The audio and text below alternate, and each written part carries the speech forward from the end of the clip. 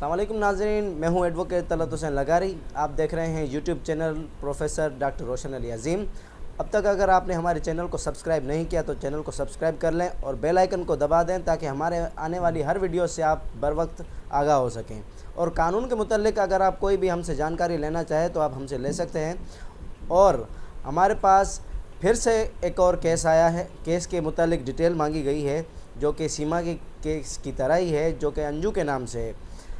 और हमारे साथ मौजूद हैं फिर से प्रोफेसर डॉक्टर रोशन अली अज़ीम। मल्ला साहब, कैसे हैं आप सर? जी तलत हुसैन, मैं बिल्कुल ठीक हूँ और उम्मीद करता हूँ कि आप भी ठीक होंगे और आपके साथ तमाम हिंदुस्तानी, तमाम पाकिस्तानी और पूरी दुनिया से जो लोग भी हमें देख रहे हैं वो भी ठीक होंगे, खुश होंगे। उन सब के लिए दुआएं। सर, आज का हमारा सवाल है आपसे कि आजकल जो ये सोशल साइट्स पे जो ये लव स्टोरियाँ चल रही हैं कि पाकिस्तान की लड़कियां इंडिया और इंडिया की लड़कियां पाकिस्तान में आ रही हैं, और आजकल एक रिसेंटली एक केस ने टीवी में एक अपना नाम बना लिया है जिसका नाम अंजू है, जो कि सीमा की तरह लोग उसको बता रहे हैं कि वो यहाँ आई है। अब कुछ उसके फेवर में हैं, कुछ उसके ख़िलाफ़ हैं। इस बारे में आपका क्या कहना है कि क्या सीमा को या अंजू के केस में डिफरेंस क्या है, और क्या अंजू को पाकिस्तान की नेशनलिटी मिलनी चाहिए? जी बिल्कुल तलत हुसैन, ये अंजू का केस मैंने देखा है। जब से इस सीमा और गुलाम हैदर का केस हमने ये डील किया है तो तब से ये सोशल साइट्स और इंडियन न्यूज़ चैनल्स जो है ये ज़रूर मैं देखता हूँ, क्योंकि वहाँ से कुछ ना कुछ पता चल जाता है कि इंडिया में क्या हो रहा है, सीमा क्या कर रही है। तो वहाँ से ये पता चला, पाकिस्तानी मीडिया से भी ये पता चला कि उत्तर प्रदेश जो है वहाँ से भी एक लड़की जो है वो पाकिस्तान आई है जिसका नाम जो है अंजू है। तो इन मीडिया की रिपोर्ट से ही ये पता चला है कि उत्तर प्रदेश से ये अंजू नामी जो लड़की है, ये 29 साला अंजू, ये पाकिस्तान में पहुंची है। जो अपर दीर का एरिया है वहाँ से ये पाकिस्तान में पहुंची। इसका भी वही सोशल साइट्स पर जो किसी पाकिस्तानी नसरुल्लाह नाम का जो लड़का था उससे मोहब्बत हुई। उस मोहब्बत में गिरफ़्तार होकर फिर उसने पाकिस्तान के लिए वीज़ा के लिए अप्रोच किया और सब्सिक्वेंटली फिर पाकिस्तान आई। पाकिस्तान में आकर इसने अपना रिलीजन जो है 25 जुलाई बताया जाता है, उसमें इसने अपना रिलीजन कन्वर्ट किया, हिंदू से मुसलमान हुई और फिर जो है उस नसरुल्लाह से इसने शादी की। पता ये लगा है कि इस अंजू की भी पहले शादी थी, कोई महेंद्र कुमार नामी एक शख्स था, उससे इसकी शादी थी और महेंद्र कुमार में से इसके बच्चे भी थे, जो ये अंजू हिंदुस्तान में छोड़ के फिर ये पाकिस्तान पहुंची है और यहाँ पर इसने अपना रिलीजन कन्वर्ट करके, और सुनने में ये आ रहा है कि इसने शादी कर ली है उस नसरुल्लाह से। पाकिस्तान में पहले भी बहुत सारे प्रेसिडेंट मौजूद हैं जो हिंदुस्तान से या बैनुल अक़वामी दूसरे जो ममालिक हैं वहाँ से पाकिस्तान में ख़वातीन आईं और यहाँ पर पाकिस्तान में उन्होंने शादियाँ की और पाकिस्तान की रियासत ने उनको जो शहरियत है, सिटीज़नशिप, वो उनको दे दी। हमारे पास एग्जांपल मौजूद है, जैसे कि रिसेंटली शादी हुई पाकिस्तानी एक क्रिकेटर हैं वसीम अकरम साहब। तो वसीम अकरम साहब की शादी हुई उस शनीरा अकरम से। तो शनीरा भी पाकिस्तान आई, यहाँ पे उनकी शादी हुई, तो शनीरा को भी पाकिस्तान की शहरियत, सिटीज़नशिप मिल गई। एक और भी इंडियन है जो पाकिस्तान में ब्याह के आई, जिसको भाभी कहा जाता है, सानिया मिर्ज़ा, पाकिस्तानी क्रिकेटर हैं, शोएब मलिक, उनके साथ उनकी शादी हुई। तो ये दो हमारे पास एग्जांपल हैं। इनके अलावा और बहुत सारे एग्जांपल मौजूद हैं जिनकी शादियां पाकिस्तान में हुई और पाकिस्तान में वो यहाँ आके बसे और उनको पाकिस्तान की रियासत ने सिटीज़नशिप दी। अब अंजू के साथ भी यही है कि अंजू पाकिस्तान में आई और शादी नसरुल्लाह से की। अब ये पॉसिबिलिटी बिल्कुल है कि नसरुल्लाह के शादी के बाद इस अंजू को भी शहरियत पाकिस्तान की मिल जाए, ये ज़रूर पॉसिबिलिटी है, कानून हमें ये इजाज़त देता है। एक तरफ ये सवाल उठता है कि आप पाकिस्तानी अंजू के लिए ये कहते हैं कि सिटीज़नशिप अंजू को मिल जाएगी, मिलनी भी चाहिए क्योंकि उसने शादी की है, मुसलमान हुई है। और दूसरी तरफ ये सवाल उठता है कि आप पाकिस्तानी ये एतराज़ क्यों उठाते हैं कि सीमा हैदर को हिंदुस्तान की जो सिटीज़नशिप है वो ना मिले, वो क्यों नहीं मिलनी चाहिए, क्योंकि सीमा हैदर ने भी वहाँ पर शादी की है तो उसको भी मिलनी चाहिए। तो इस हवाले से मेरा ये कहना है कि देखें डिफरेंस है दोनों के उन कंट्रीज़ में आने का। जैसे कि अंजू पाकिस्तान में आई, लीगल तरीके से आई, उसने पासपोर्ट अपना बनाया, वीज़ा के लिए अप्लाई किया और लाफुली तरीके से वो पाकिस्तान में आई और यहाँ पर लाफुली तरीके से उसने जो है इस्लाम कन्वर्ट किया और लाफुली तरीके से जो है उसने शादी की। फैमिली लॉ ऑर्डिनेंस 1961 का जो सेक्शन 5 होता है उसके तहत उसने फॉर्म भरा। तो ये अंजू ने जो भी काम किया है वो लीगल तरीके से किया है, पाकिस्तान के कानून का एहतराम करते हुए जो भी इक़दाम उठाए हैं वो अंजू ने उठाए हैं। और दूसरी तरफ जो सीमा है उसने कोई भी कानूनी कदम नहीं उठाया है, तमाम जो भी काम किए हैं वो इलीगली किए हैं, अनलॉफुली किए हैं। हिंदुस्तान में वो दाखिल हुई वो भी इलीगली अनलॉफुली था और वहाँ पर इंडिया में 1 महीना छुप के बैठी हुई वो भी अनलॉफुली है। 4 बच्चे गुलाम हैदर साहब के वो वहाँ से उठा के हिंदुस्तान लेके आई, ये भी अनलॉफुल है। और हिंदुस्तान में आके एक हिंदू से शादी कर दी सीमा ने, जबकि शादी सीमा की अभी इंटेक्ट है गुलाम हैदर साहब से, वो टूटी नहीं है, ये भी इलीगल काम है।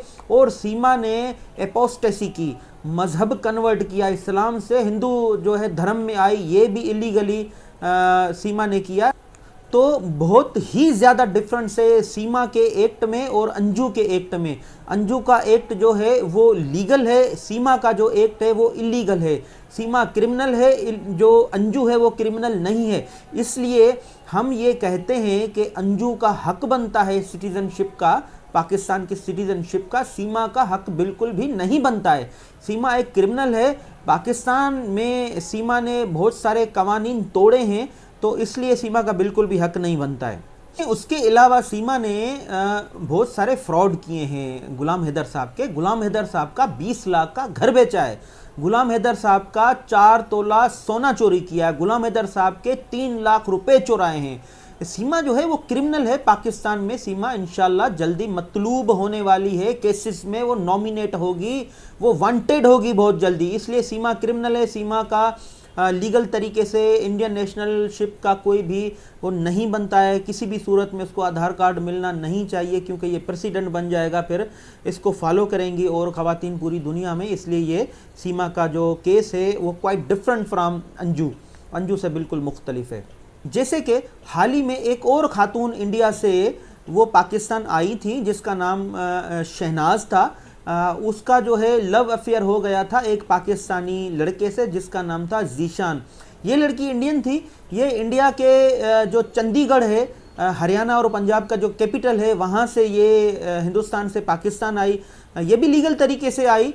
फिर ये पाकिस्तान की प्रेमिसेस में आई। पाकिस्तान में इसने जो है, मुसलमान तो ऑलरेडी थी, इसने फिर जो है शादी की और पाकिस्तान में ही सेटल हुई। तो बहुत सारे ऐसे एग्जांपल मौजूद हैं जो लव अफेक्शंस के बिना पर जो है सोशल साइट्स के थ्रू दुनिया में जो हेयर एंड देयर जो लड़कियां आती जाती हैं, बहुत सारे एग्जांपल हैं। सिर्फ इंडिया और पाकिस्तान में सीमा और अंजू का मामला नहीं है, माजी में भी बहुत सारे ऐसे मामलात हमारे पास मौजूद हैं।